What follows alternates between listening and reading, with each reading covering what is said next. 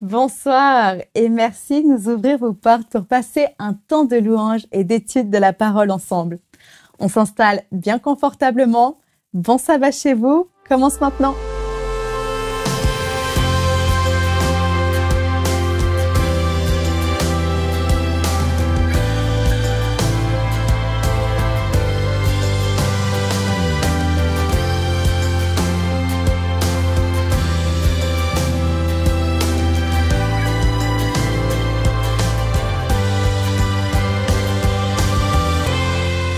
Bienvenue pour ce nouveau numéro de Bon Sabbat chez vous. Je ne sais pas si tu es tombé sur cette vidéo par hasard ou si tu l'attendais, mais la bonne nouvelle, c'est que Dieu, lui, t'attendait ce soir. À travers ces quelques chants et la lecture de la Bible, il veut nous parler, il veut te parler. Peut-être que cela peut te paraître étrange, mais tu n'as rien à perdre. Alors installe-toi, c'est parti.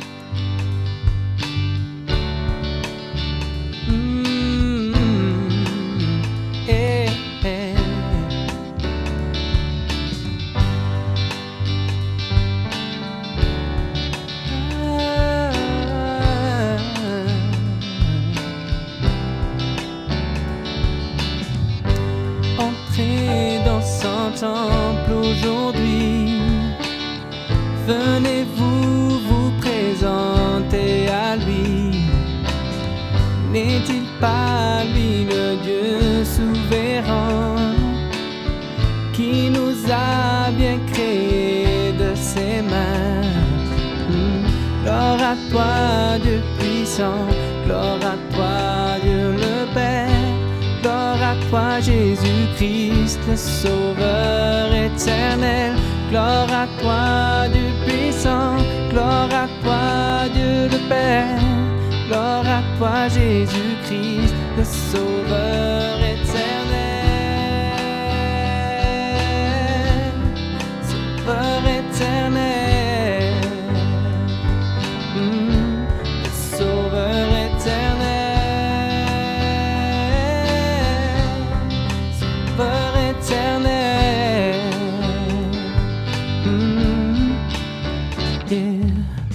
Je défie le chemin que tu as choisi pour moi, et quand il fera nuit, je suis sûr que tu seras là.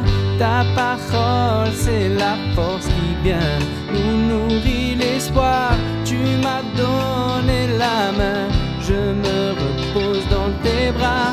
Gloire à toi Dieu puissant, gloire à toi Dieu le Père.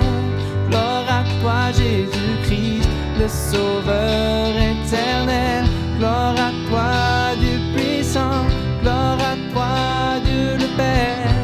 Gloire à toi Jésus-Christ, le Sauveur éternel. Sauveur éternel, Sauveur éternel.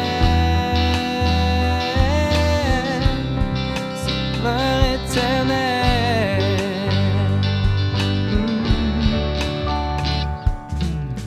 Adorons-nous le roi des rois, ce roi glorieux. Acceptons-nous sa loi qui nous rend très heureux. Que les anges puissent nous protéger de jour et de nuit. Gloire à toi Dieu puissant et ton amour infini. Gloire à toi Dieu puissant, gloire à toi Dieu le Père. Gloire à toi Jésus-Christ, le Sauveur éternel.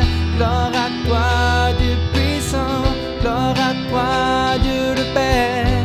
Gloire à toi Jésus-Christ, le Sauveur éternel.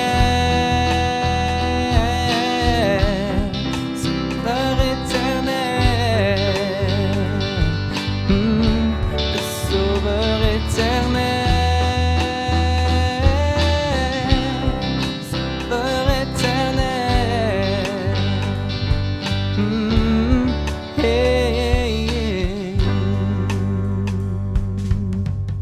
Si vous vous êtes déjà retrouvé coincé dans une chambre d'hôpital ou tout simplement après ces multiples vagues de Covid que nous vivons depuis 3 ans maintenant, nous savons tous combien notre santé est précieuse et comme c'est un élément important pour notre bonheur.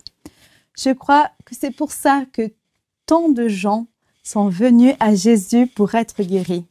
Beaucoup de ces miracles comptent des guérisons physiques. C'est le cas pour cet homme à la main paralysée dont nous écoutons l'histoire maintenant. Bonsoir et bon sabbat chez vous. À quoi servent nos mains? Avec nos mains, nous pouvons faire des gestes efficaces de la vie quotidienne, porter des choses, faire plein de bricolage, cuisiner, faire plein de choses. Avec nos mains, nous pouvons écrire aussi. Avec nos mains, nous pouvons avoir ou faire des gestes symboliques. Avec nos mains, nous pouvons caresser ou repousser. Avec nos mains, nous pouvons construire ou détruire. Avec nos mains, finalement, il y a comme une extension de notre vie intérieure. Avec notre tête et notre cœur, nous pouvons penser, réfléchir, aimer. Et souvent, tout cela peut se traduire en réalité au travers de nos mains. Alors oui, vous pouvez regarder vos mains et dites-vous, à quoi ont-elles servi aujourd'hui? À quoi serviront-elles demain? Qu'est-ce que je peux faire avec mes mains? Voilà. C'est vrai que lorsque l'on a des mains, on ne s'en rend pas compte parce que c'est tellement habituel. Mais lorsque nous sommes privés de mains, alors tout d'un coup, imaginez un peu la vie. Comment elle serait rétrécie d'une certaine manière. Eh bien, il y a dans l'Évangile l'histoire d'un homme qui a une main paralysée, une main sèche, qu'il ne peut pas utiliser. Et Jésus va entamer une action pour le guérir. Je vous invite à lire le texte de ce récit de la guérison de l'homme à la main sèche qui se trouve dans l'évangile de Marc, au chapitre 3. Et je lirai donc les 5 premiers versets de Marc 3. Jésus entra de nouveau dans la synagogue. Il s'y trouvait un homme qui avait la main paralysée. Ils observaient, c'est-à-dire les pharisiens, Jésus pour voir s'il le guérirait le jour du sabbat. C'était afin de pouvoir l'accuser. Jésus dit à l'homme qui avait la main paralysée, « Lève-toi, là, viens au milieu. » Puis il leur dit aux pharisiens, « Est-il permis le jour du sabbat de faire du bien ou de faire du mal? De sauver une personne ou de la tuer ?» Mais ils gardèrent le silence. Alors, il promena sur eux un regard de colère.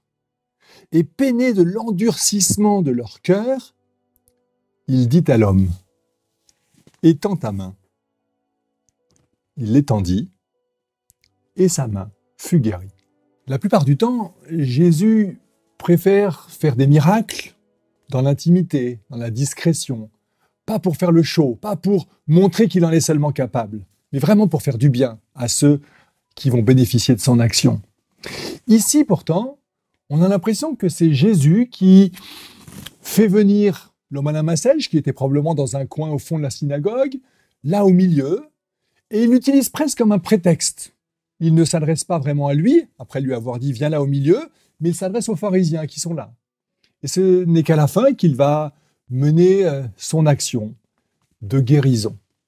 Mais en fait, cette action de guérison, pour symbolique qu'elle puisse être, est réelle pour cet homme, mais symbolique pour nous, lecteurs, aujourd'hui, eh bien, elle se situe dans un contexte qu'il est important de comprendre.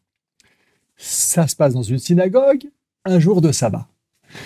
Et l'enjeu, il n'est pas simplement de guérir l'homme à la main sèche, quoique, on va y revenir, mais bien de comprendre la théologie du sabbat, la théologie de la vie, la théologie de l'action, finalement, telle que Jésus, telle que Dieu peut la désirer pour chacun d'entre nous.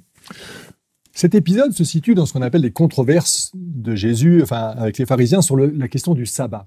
Et l'épisode qui précède, il est intéressant. Parce qu'un jour de sabbat, dans les versets qui précèdent donc, un jour de sabbat, Jésus traversait un champ de blé. Qu'est-ce qui se passe? Eh bien, tout en marchant, ses disciples se mirent à arracher des épis de blé. Et les pharisiens viennent reprocher cela à Jésus. Regarde, tes disciples, ils prennent du blé un jour du sabbat. Alors nous, lecteurs contemporains, on se dit « Ah, effectivement, c'est pas très joli. Les disciples ont volé des épis de blé. » Ce n'est pas du tout ça le problème. En fait, il était permis, c'est la sécurité sociale de l'époque, de se servir dans les champs, dans les vergers, des produits de la nature, si c'était pour s'en nourrir sur place. C'est une forme de manière, c'est une manière de permettre à ceux qui sont pauvres, qui n'ont pas à manger, de malgré tout avoir quelque chose à se mettre dans le ventre. Donc en fait, les pharisiens, là, ce pourquoi ils tiquent, ce n'est absolument pas le fait que les disciples prennent des épis de blé, mais qu'ils le font un jour de sabbat. Et ça leur pose un problème. Et Jésus, le dialogue avec eux, il va leur montrer, le sabbat a été fait pour l'homme et non l'homme pour le sabbat. De sorte que le Fils de l'homme est le Seigneur même du sabbat. Ce dialogue a eu lieu. Et puis donc, alors est-ce que c'est le même sabbat? A priori, c'est un autre moment, peu importe, mais toujours un sabbat. Jésus entre dans la synagogue et il va se passer l'épisode que nous avons lu. Donc, en ayant ça en tête, on va comprendre que pour Jésus, le fait de faire venir cet homme à la main sèche va être une sorte de prétexte pour interpeller les pharisiens. Ils ont été choqués que les disciples aient cueilli des épis de blé le jour du sabbat, parce qu'il faut savoir que le commandement du sabbat, l'invitation à respecter le jour du sabbat comme un jour à part pour adorer Dieu, eh bien, ce commandement, ce 4e commandement, les pharisiens étaient tellement focalisés sur le fait de l'observer, de les observer, l'ensemble des commandements, mais celui-là en particulier, qu'ils en avaient fait 613 petits sous-commandements, dont la majorité, plus de 400 et quelques, concernent le sabbat. Alors, il fallait pas cuire, pas faire plus de telle distance, pas allumer la lumière, pas faire ceci, pas faire cela. Et comme ça, ils se disaient, on est sûr d'obéir à la loi de Dieu. Sauf que Jésus essaie de leur montrer que le sabbat, c'est pas une fin en soi, ça a un objectif. Et la scène qu'il va mettre en œuvre en utilisant une guérison et donc un miracle, c'est une manière pédagogique pour Jésus d'essayer de faire comprendre aux pharisiens et à tous, et donc à nous lecteurs contemporains, sur la manière de vivre le sabbat d'une part, mais finalement aussi de gérer toutes nos relations et nos modes d'action, puisqu'on disait que nos mains servent à l'action d'une certaine manière, qu'elle soit l'action efficace ou action symbolique. Donc, si on en arrive à cette scène dans la synagogue, où, premier indice très très intéressant de la première phrase de Jésus, il demande à cet homme paralysé, enfin à la main paralysée, lève-toi. Donc cette idée de se lever, ce qui n'était pas, donc de nouveauté, de mise en marche déjà, là, au milieu. C'est-à-dire que l'homme à la main sèche, il n'est clairement pas au centre de la synagogue. Étant paralysé, il est marginalisé, de fait, au fond, au coin, derrière un pylône peut-être, que sais-je. Et là, qu'est-ce que fait Jésus ? Il met cet humain dans le besoin au centre. Ce déplacement dans l'espace, ce déplacement physique, est symbolique d'une réalité, d'un Jésus qui veut mettre l'humain au centre, dans un contexte de débat théologique sur le sabbat. Ça ne veut pas dire que le sabbat n'a pas une importance, mais ça rejoint la formule de Jésus plus tôt, le sabbat a été fait pour l'homme et non l'homme pour le sabbat. Ce qui est au cœur, ce qui est le plus important, ce qui est essentiel, c'est l'être humain. C'est pas les modalités de vécu de telle ou telle règle théologique, aussi belle et importante soit-elle, mais l'humain au centre, vient là, au milieu. Mais ensuite, et c'est ça qui est interpellant et étonnant, d'une certaine manière, et pas habituel de la part de Jésus, il va presque se désintéresser de l'homme et en faire un prétexte, et s'adresser aux pharisiens. Qu'est-ce qu'il est permis de faire le jour du sabbat ? De faire du bien ou de faire du mal ? Alors cette question, qui est bien sûr une question d'abord rhétorique, mais à laquelle Jésus attend une réponse de la part des pharisiens, qui est une question sérieuse, et une question qui nous adresse à nous tous aujourd'hui. Qu'est-ce qu'il est permis de faire le jour du sabbat ? De faire du bien ou de faire du mal ? Le problème, c'est que les pharisiens vont donc se taire. On l'a lu. Et en fait, d'une certaine manière, Jésus est là est très audacieux dans sa manière de fonctionner, très intelligent aussi. Mais il prend au piège les pharisiens. Parce que, évidemment, les pharisiens ne peuvent pas répondre « bah oui, il faut faire du mal ». C'est une évidence. Ça va contre leurs valeurs, quand même. Okay ? Donc, ils ne vont pas souhaiter faire du mal. Par contre, ils ne peuvent pas non plus dire, enfermés qu'ils sont dans leur schéma de pensée, qu'on peut faire du bien. puisque pour eux, le sabbat égale on s'abstient de tout pour rien faire qui soit mauvais. Donc on ne fait rien, on n'agit pas d'une certaine manière. Donc ils ne peuvent pas dire ben oui, il faut faire du bien. Et donc ils se taisent. Et là, l'attitude de Jésus est révélatrice. Il les regarde avec colère. Alors, on pourrait longuement débattre, est-ce que c'est une colère négative? En tout cas, probablement que cette colère, c'est plus une immense tristesse. Et le texte le dit, navrés de l'endurcissement de leur cœur. Voilà. Il considère, Jésus, que le cœur de ces pharisiens est endurci au point de les empêcher de dire, même contre peut-être leur conception théorique des choses, mais bien sûr qu'on peut faire du bien, même un jour de sabbat. Alors on est bien d'accord, Jésus il aurait pu faire ce miracle la veille ou le lendemain, un vendredi, un dimanche, un mercredi, n'importe quand, peut-être sauf un sabbat, et la polémique n'aurait pas eu lieu. Mais finalement, c'est une question assez fondamentale de notre position de vie. Qu'est-ce qui est le plus important? Est-ce que c'est la loi? Bonne, belle, qui nous guide, importante, la loi. Ou est-ce que c'est précisément l'objectif de la loi? Alors, peut-être que ça nous amène à nous interroger justement sur la manière de concevoir les règles, les commandements, ce qu'on peut donc résumer avec cette formule, la loi. La loi, elle émane de l'Ancien Testament, de l'époque de Moïse, les 10 commandements, on les connaît tous, il y avait d'autres aspects à la loi, mais ces 10 commandements sont essentiels. Il y a notamment le commandement du sabbat, il y a le commandement de ne pas tuer, il y a le commandement de ne pas commettre d'adultère, de ne pas prendre le nom de Dieu en vain, de ne pas mentir, etc., etc. Voilà. Et donc ces commandements sont importants. Les croyants de tout temps ont considéré que c'était essentiel de les vivre pour véritablement être dans le projet, vivre la volonté de Dieu. Et c'est tout à fait légitime, et on a raison, ils ont raison, tous ceux qui essayent de vivre la loi. Et moi, le premier, j'essaye de l'incarner du mieux possible. Mais voilà que ce que Jésus, dans son sermon sur la montagne notamment, a très clairement expliqué, qu'il n'est pas venu abolir la loi. Non, la loi, elle est encore valable. Certains, parfois, dans des discours un petit peu faciles, disent, voilà, on n'est plus sous la loi, on est sous la grâce depuis Jésus. C'est pas ce que Jésus dit. Il ne disparaîtra pas de la loi un seul iota. Le iota, c'est la plus petite lettre de l'alphabet grec. Donc, si on traduisait en français courant, on pourrait dire, il ne disparaîtra pas un seul point sur les i de la loi. Donc, pas le moindre détail qui doit changer de la loi en tant que telle. Par contre, et ce que le sermon sur la montagne va bien montrer, et que notre épisode du jour cherche à également vraiment modéliser, c'est le fait que la loi n'est pas une fin en soi. La manière d'observer, c'est ça le plus important.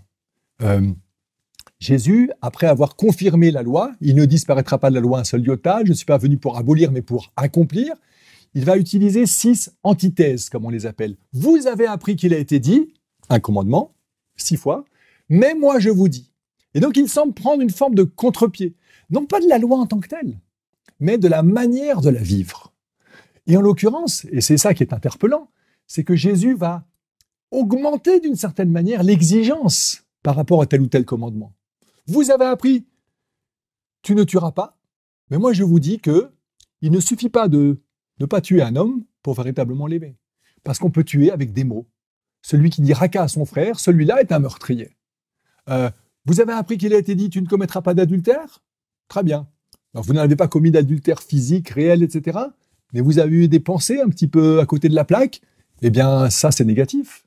Et donc, Jésus, quelque part, augmente le niveau d'exigence. Mais surtout, pas comme une fin en soi, mais en cherchant à atteindre un objectif. Et l'objectif de la loi, il est clair, très clair, de la part de Jésus, et Paul le reprendra de manière admirable aussi.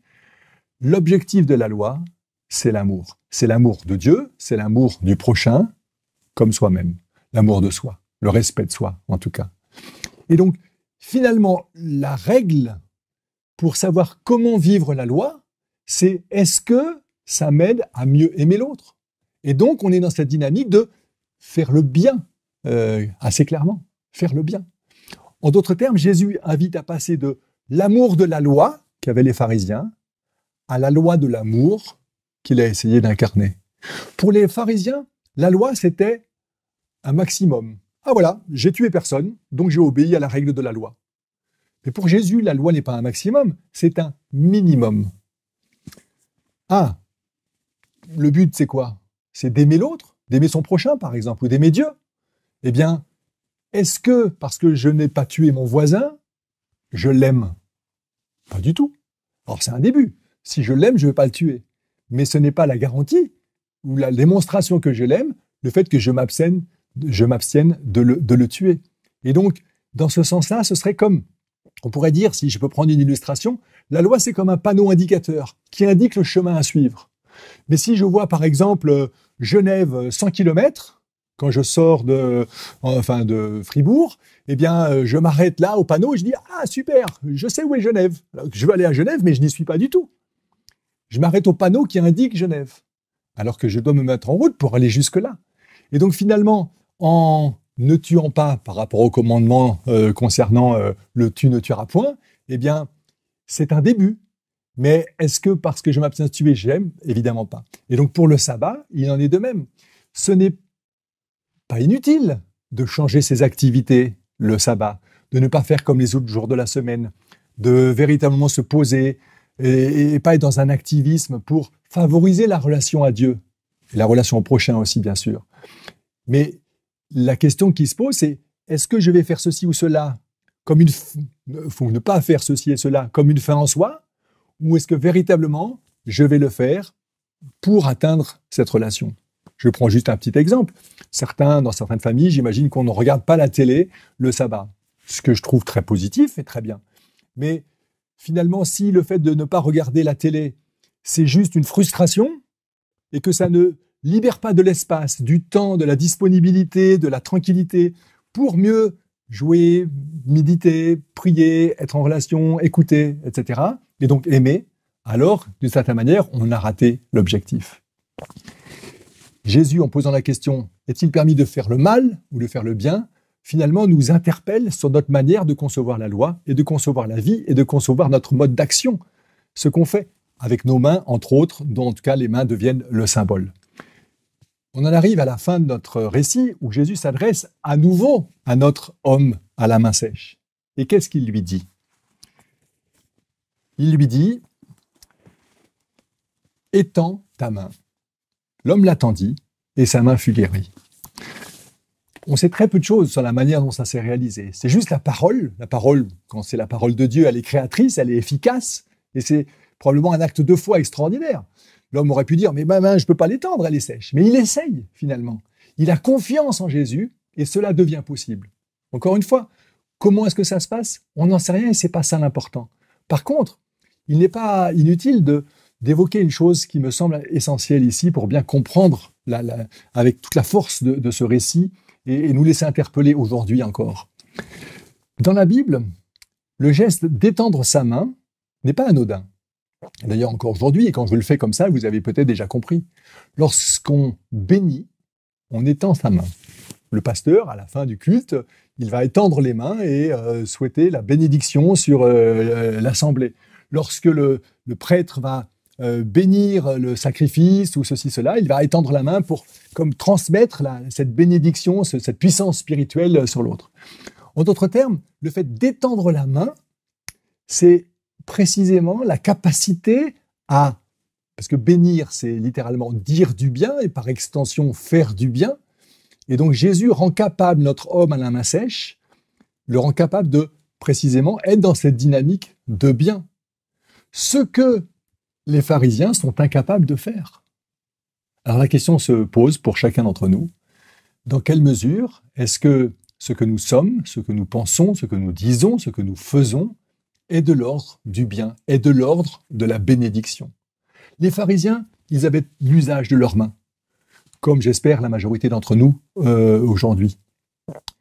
L'homme à la main sèche, lui, était incapable d'étendre physiquement sa main. Mais Jésus, en le rendant capable justement de l'utiliser maintenant, grâce à ce miracle, il interpelle et il renverse les rôles en montrant que ces pharisiens incapables de répondre à la question de Jésus sont ceux qui, en fait, non pas physiquement, mais spirituellement, humainement, actionnellement parlant, sont des hommes à la main sèche. Alors, la question qui se pose pour chacun d'entre nous, c'est qu'est-ce qu'on fait avec nos mains ? Et donc avec nos cœurs, notre tête, nos corps et toutes nos vies finalement. Quelle est notre manière d'agir ?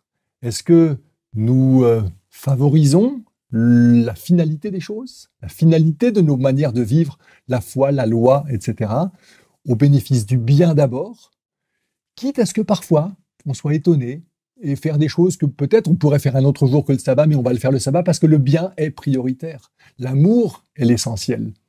L'amour de Dieu, l'amour du prochain, comme le respect de soi et l'amour de soi. Alors, regardez vos mains peut-être, et pour ce sabbat qui commence, puisque je vous souhaite un bon sabbat chez vous, eh bien, pendant ce sabbat, mais j'ai envie de dire peut-être encore au-delà, eh bien, pensez à tout ce que vous ferez avec vos mains, et que cela puisse véritablement être de l'ordre du bien, que ce soit des gestes symboliques, ou que ce soit des gestes efficaces, eh bien que vous soyez dans cette dynamique de bénédiction. Parce que nous avons été bénis par Dieu, nous sommes invités à être bénédiction pour autrui. Et pour cela, il s'agit pour nous d'étendre nos mains. Bon sabbat chez vous.